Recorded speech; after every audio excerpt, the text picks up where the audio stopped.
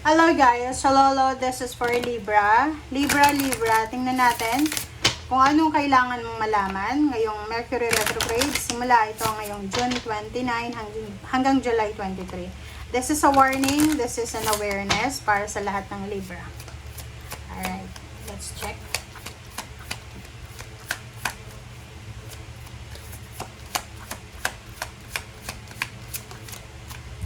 Okay.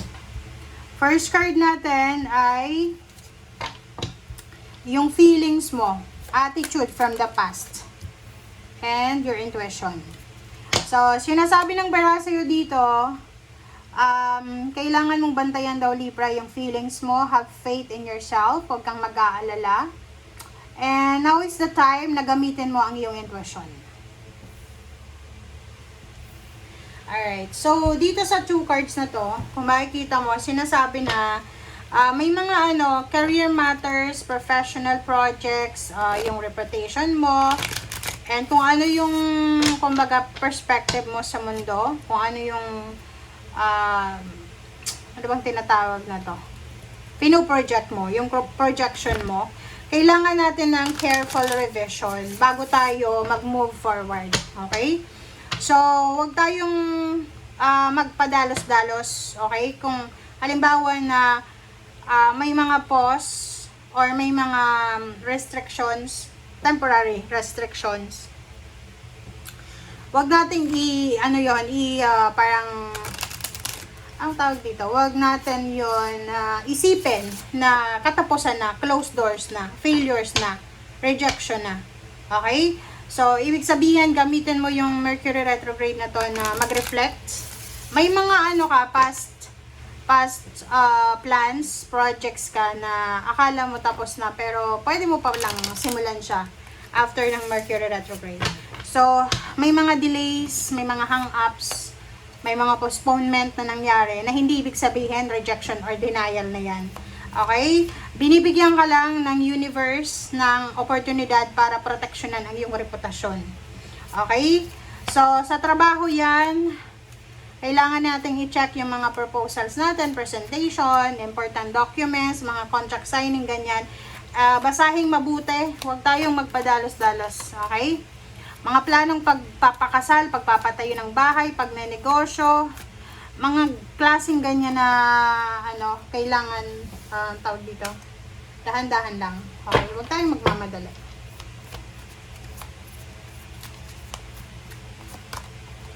Diamond, diba? Value daw your self-worth. Ganon. Kailangan mong isipin na you're not a failure. Okay? You're not a failure. May mga nangyayaring hang-ups and mga delays, pero hindi ibig sabihin yan kinakarma ka or rinireject ka ng Panginoon or ng universe. Maybe that's the protection, redirection and protection.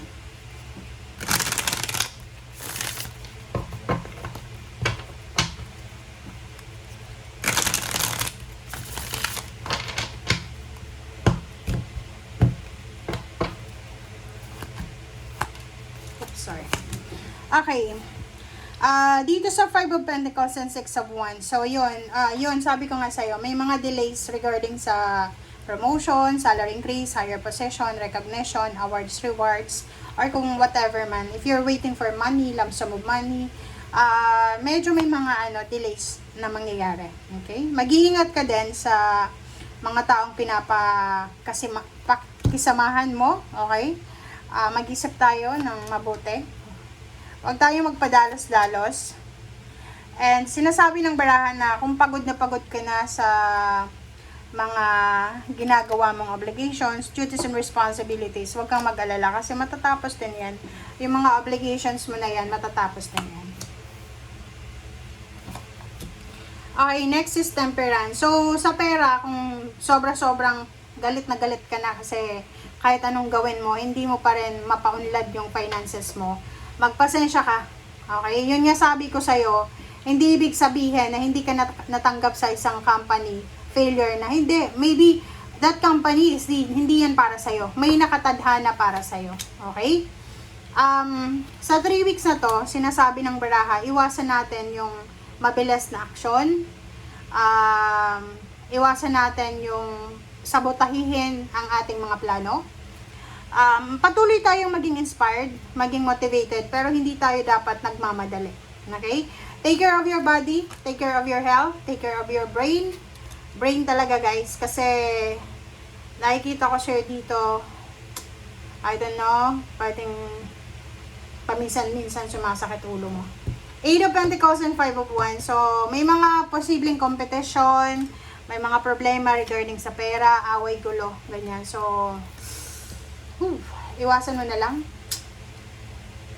Page of Swords. So, there's a good news coming from international or from far places na ini-expect mo na posibleng hindi makakarating because of sira yung cellphone mo or walang signal, walang kuryente, walang internet.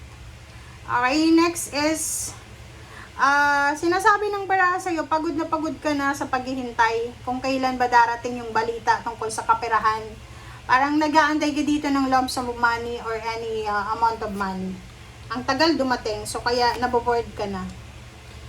Sinasabi ng baraha sa'yo dito na bantayan mo daw yung ano mo, yung isip at puso mo kasi baka magdesisyon ka nang hindi mo pinag-iisipan.